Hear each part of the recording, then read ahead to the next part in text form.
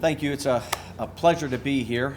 It took me about 2 hours to get here, and my GPS circled me around a little bit, so I was a little late. Sorry I didn't see or hear the morning speakers, and I'm not really sure where I'm at other than a dot on the GPS. But anyway, just to share you my 2-hour drive. I'm coming out and I'm looking at the billboards, and I see this one billboard, and it says, "Your girlfriend wants me," and it's a jewelry store with a diamond ring. Driving a little further, and then it says, "Your wife's hot," and it's an air conditioning company selling thing. And then I see a Giant Eagle Get-Go commercial or a billboard, and it says, "It's spring, it's time to party." I says, "Well, I'm going to Indiana, PA. I mean, what better place?" So, to get us started off, how many students are from IUP University here? Students? Couple? One? All right. Well, just so I kind of figured let's get it started. And song "Be Happy." Be happy, be innovative, be sustainable. So what is sustainable? Looking at the audience, I think most of you are aware of the definition of sustainability, but I want to focus on the 3 P's: people, planet, profit. Oh, it has to be green. There we go. Okay, there it goes. All right. All right, so everyone's aware of the 3 prongs of sustainability, and I'll be focusing on those in my presentation. How many of you believe in global warming? Show of hands. All right, real good. How about we get a little bit more maybe politically correct? Climate change? A little more hands? Okay. Being in government as municipal manager, it's always good to know who the Democrat and Republicans are in the room.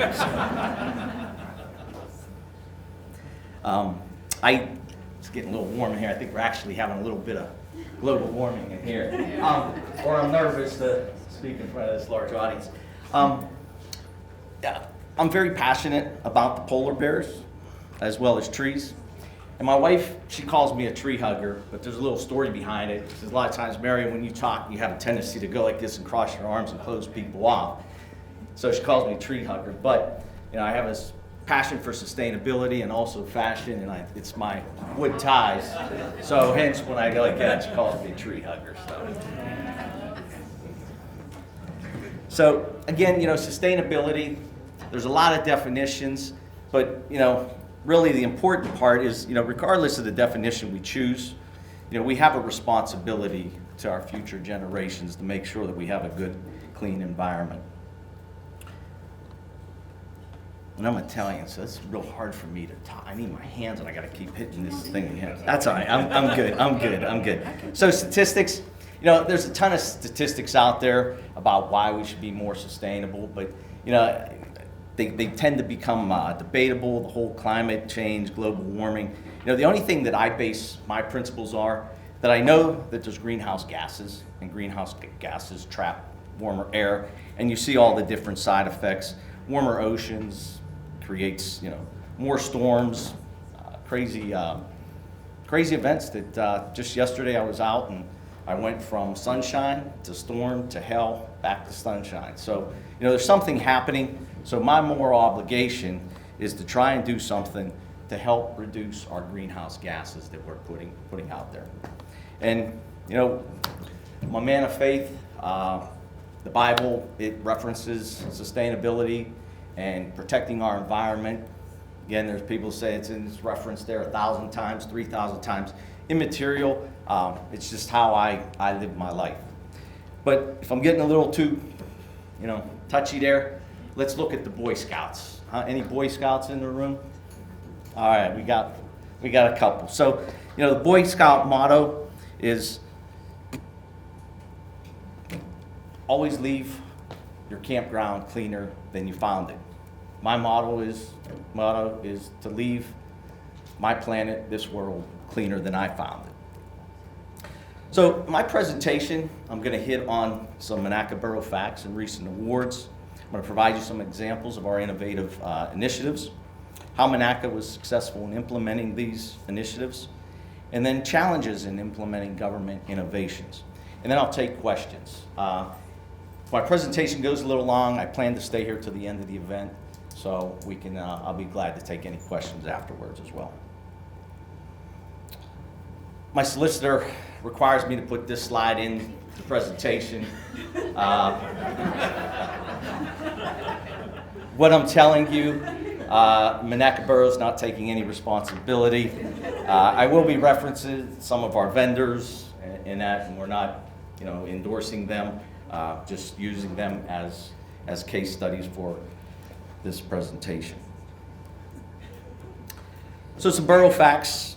Our population's about 5,700, 2,400 households, about 2 square miles.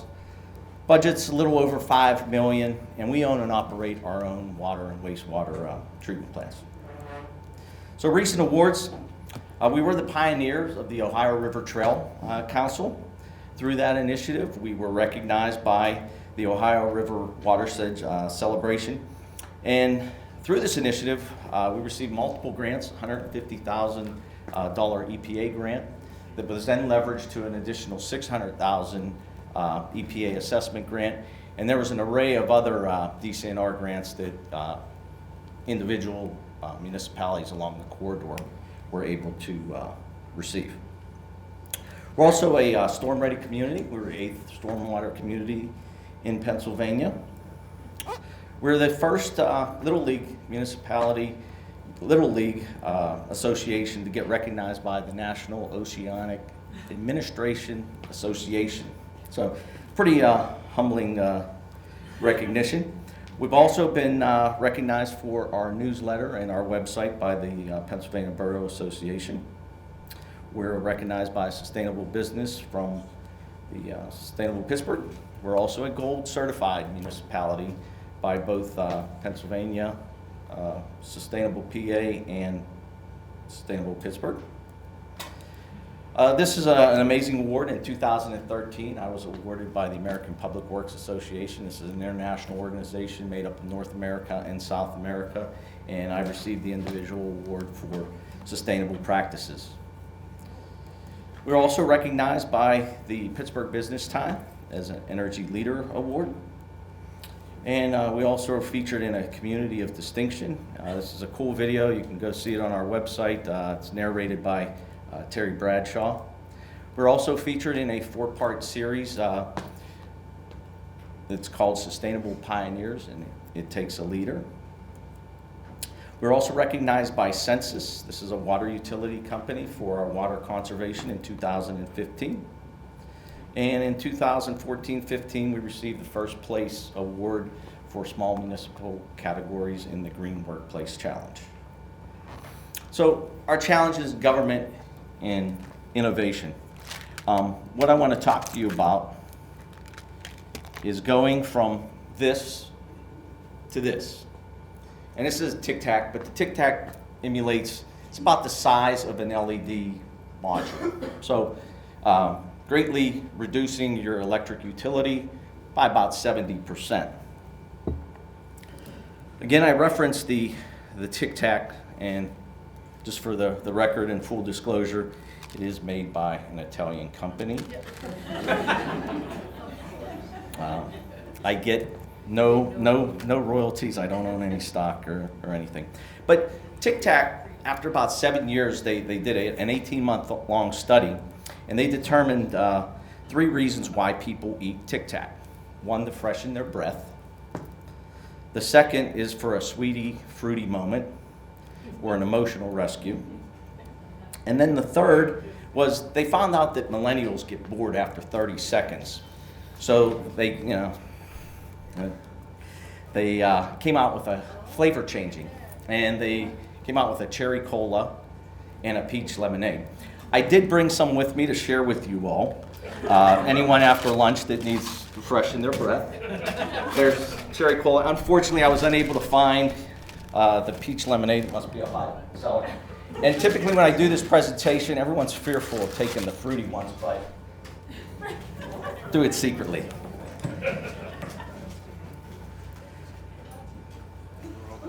And then other findings of the study, that they found out that the millennials like walkable communities, they like low carbon footprint communities, and innovative communities.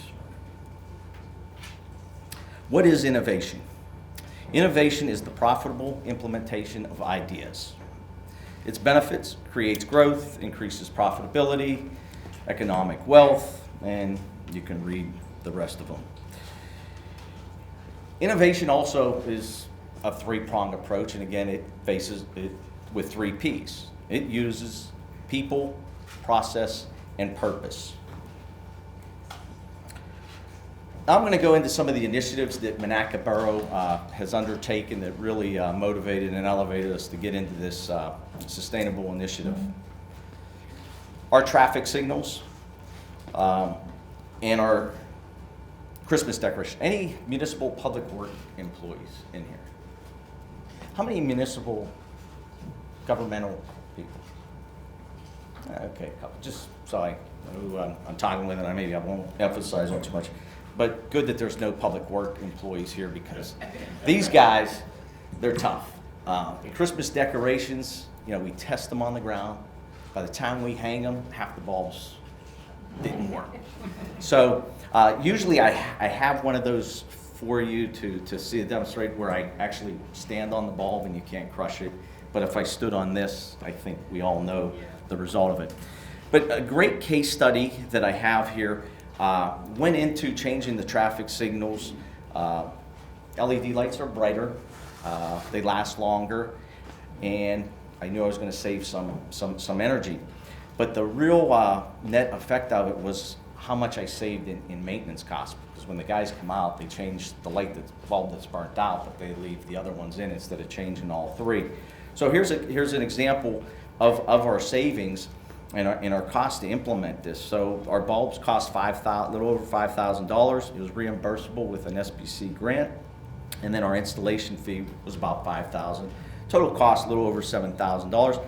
Our first year, we saved pretty much the amount to go into it. So moving forward, it's been a positive return for us.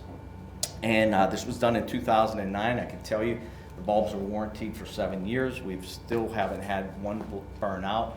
And I've saved that amount perpetually over the last, 7, 8 years.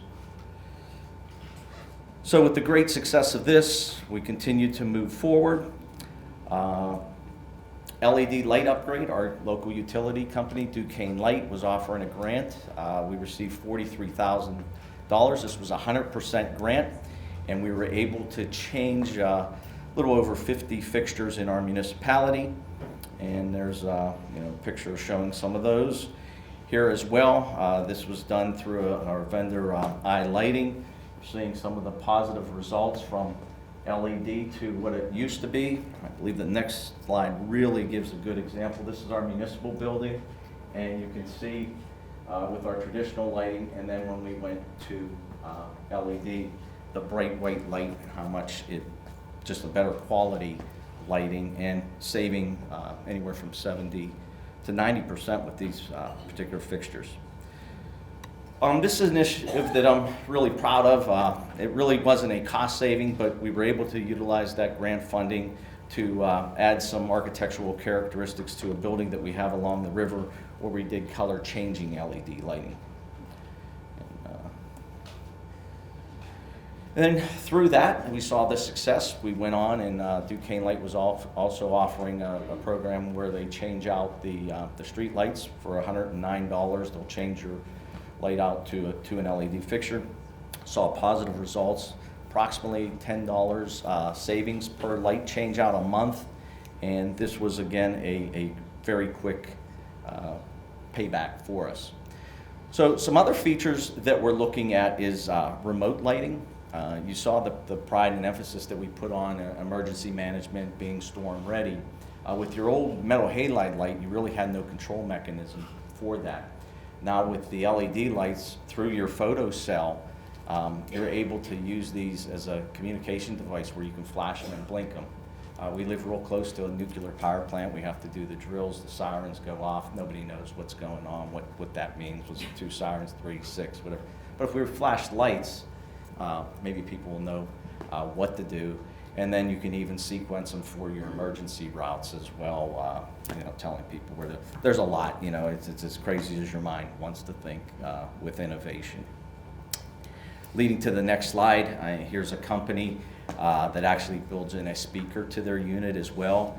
And then, your banners and on your downtown streetscapes are actually LED monitors and doing all kinds of things. And again, leading to that directional pathfinding as well.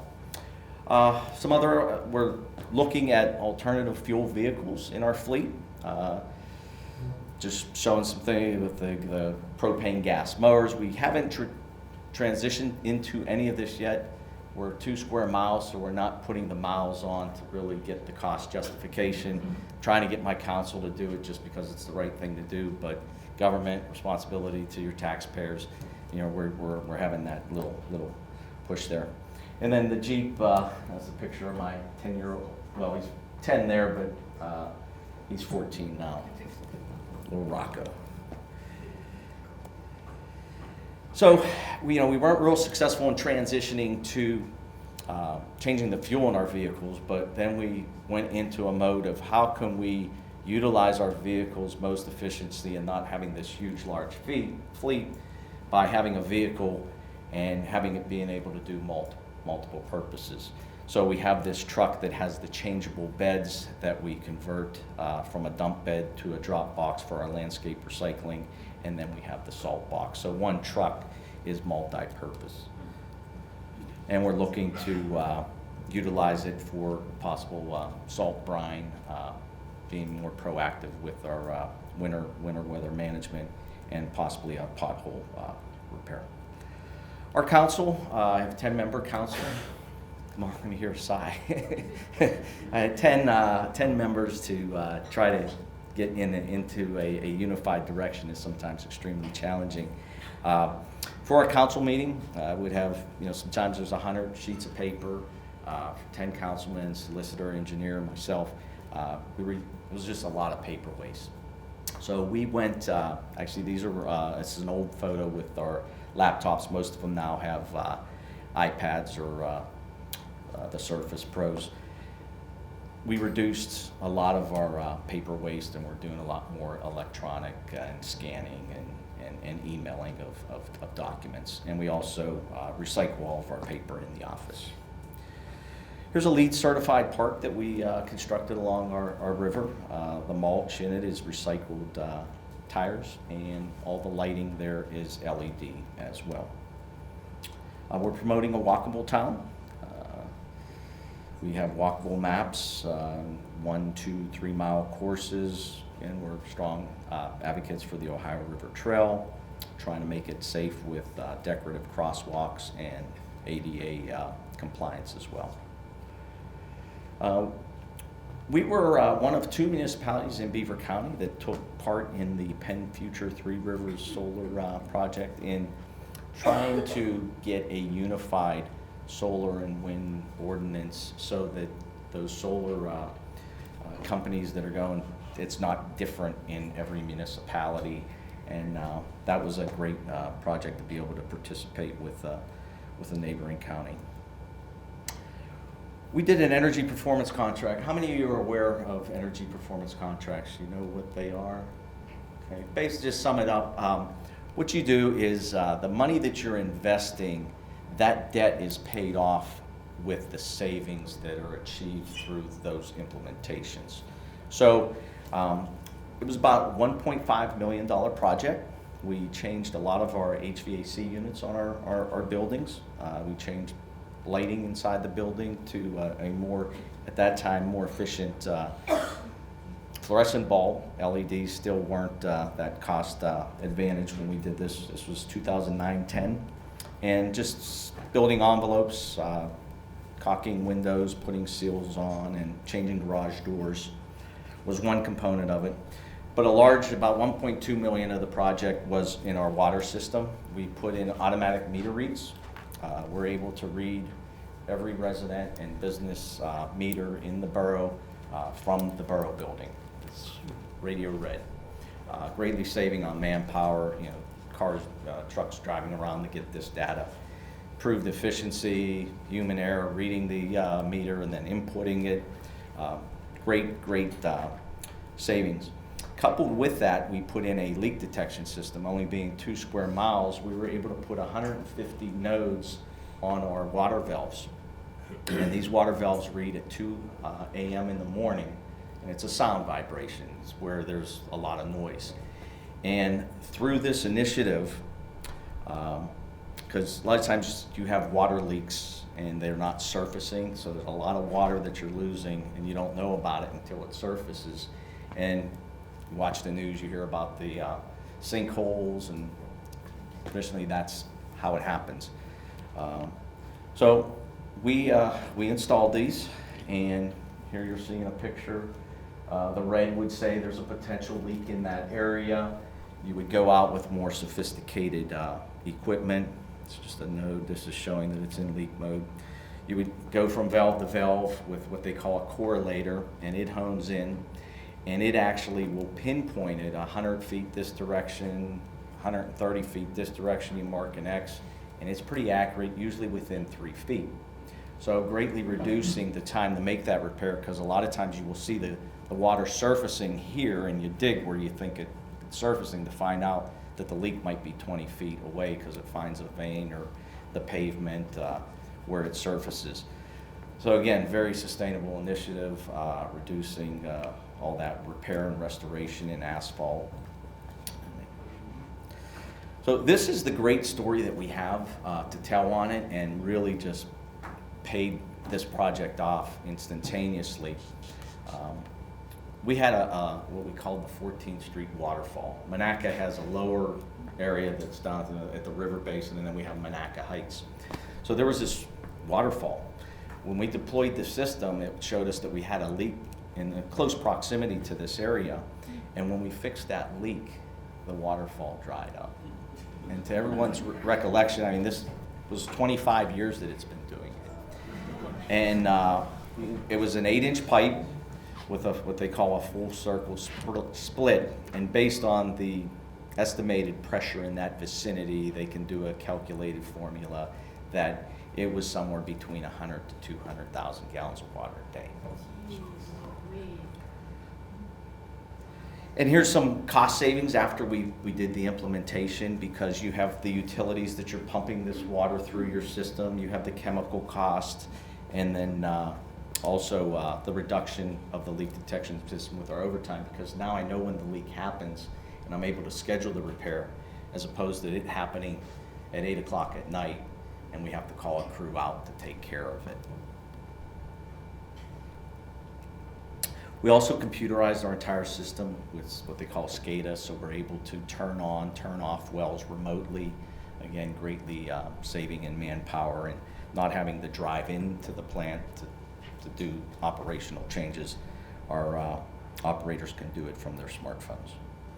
We installed an elevated water tower. We were, previous to this structure being built, we were pressurizing an area of our municipality 24/7 through pumps, and huge cost, and we really couldn't regulate pressure with a constant, because with the pumps you'd have spikes and such. We put this in and saw significant utility savings from it. We installed waterless urinals. Exciting. Maybe to the guys in the room. In our community center, a lot of kids, they just do some crazy things and worrying about the sticky handles and the water overflowing and everything. But our primary initiative was for water conservation. And see, if you look at it, you see the little, we call them targets, the Ladybugs. It also did a study that by giving the men a target, it actually reduced the maintenance cost. And I guess, after that whole study, I guess guys will be kids. We also installed a wireless video surveillance system throughout the borough. We have about 60 plus cameras. This is great for public safety. We don't advocate it, but it does reduce, the police don't have to drive around now. They can sit in the station and kind of monitor the town. But we still want them to take their patrols, but I kind of advocated that, hey, we're saving gas. And we did all this through grant funding. We also installed a solar trash compactor called the Big Belly.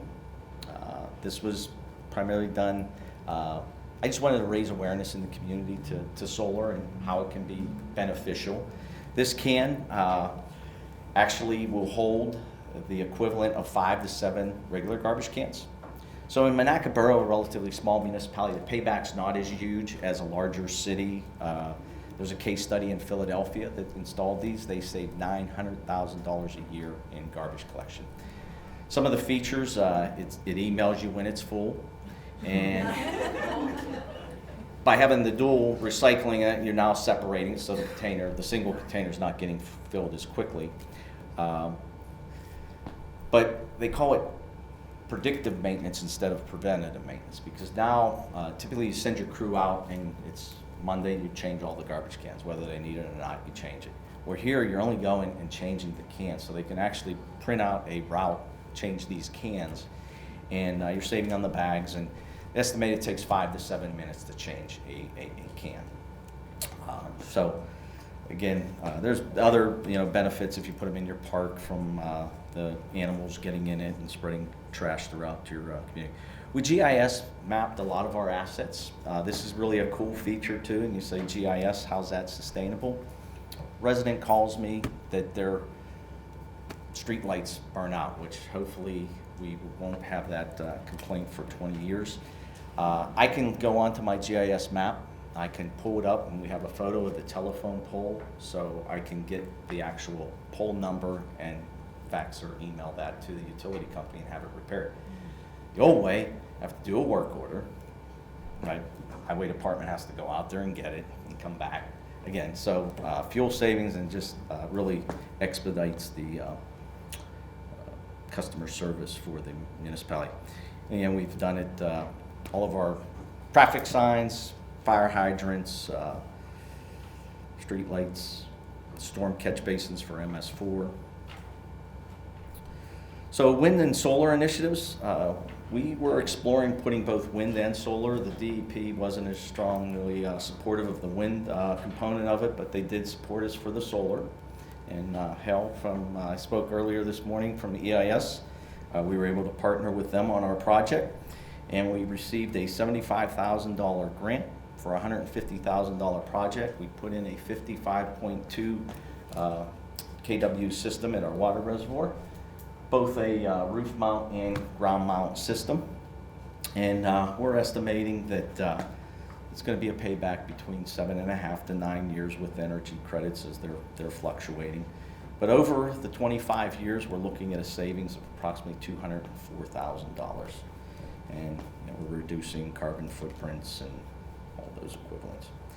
We're also in the process of constructing a green roof at our what we call a comfort station. It's bathrooms and concession stand and pavilion. This project is $560,000. It was a 50-50 match. The borough was paying $280,000. And I have to say, one of the main reasons we got this grant from the DCNR was because we made it a sustainable initiative with the green roof. So by putting a green roof on, we got $280,000. And there's some cool features. The green roof helps keep the restrooms cool. It'll primarily be a spring, summer, early fall used facility. So hopefully we get those benefits from it, and it keeps the facility cool. Some future projects, Pango Parking, well, let me go there. The Pango Parking meters, just making people be able to pay with their phone as opposed to quarters. Most people don't carry change in their pockets anymore.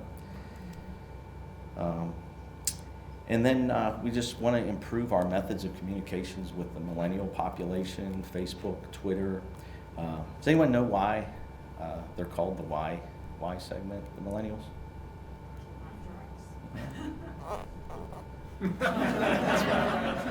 Sorry if there's any millennials in the room. That's why I had to do that disclosure. We're also proposing a streetscape. We call it our Vision 2020. So hopefully 2020, we get this constructed.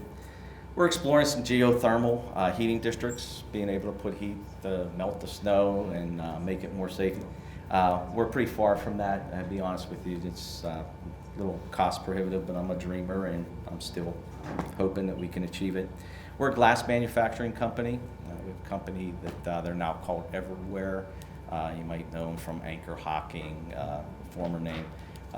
So we're looking at maybe putting some recycled glass into the sidewalks. And let's just know, if you take glass and you bring it back to its original state, it's sand. So we're basically going to have it in there anyway, but trying to make it a little more decorative. And then again, just following with our philosophy, putting all LED lighting, and then green stormwater management. And we're also looking to install a roundabout in one of our major intersections to, one, make it safer, and again, the roundabouts are proving to be sustainable. So how's Monaca been so successful? I like to say that we eliminated the because factor, the 8 most expensive words in business, because we have always done it that way. And how many of you heard of the 5 monkeys in a cage study? Oh, real quick, going through this because of time, but it's really great. So the scientists put 5 monkeys in a cage, and they put a banana on the ladder. And when the monkeys would go to get the banana, they would squirt a hose and get them to stop. They would take one of the monkeys out and introduce a new monkey. Well, the new monkey didn't know about the hose, so he would go up there, and as he would go up there, before they would even squirt the hose, the other 4 monkeys would pummel, not knowing why.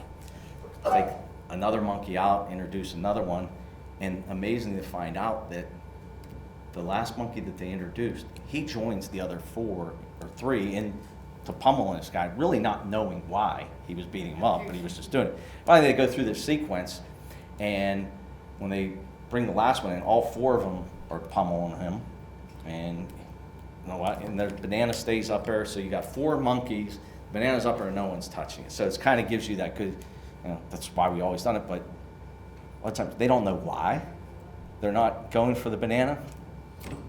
And so it's a good story, and I can tell you that I live it daily with my public works department. Why are we doing it this way? Well, it's how we always done it. And they know it's my pet peeve, and I don't want to hear that as an answer. We're going to try new things if there's a better way.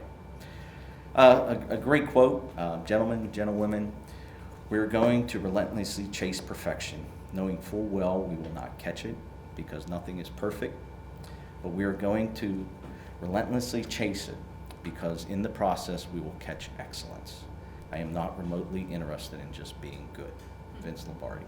And I try to, profess that with my employees. So the challenges of innovation in government. How am I on time? Speed it up. Okay. I apologize. Hey, I drove 2 hours to be here.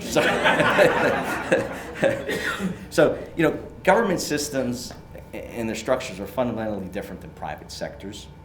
Government's designed to be reliable, and we don't adapt easy. It's hard to change government. There's too much oversight, committees, accountability office.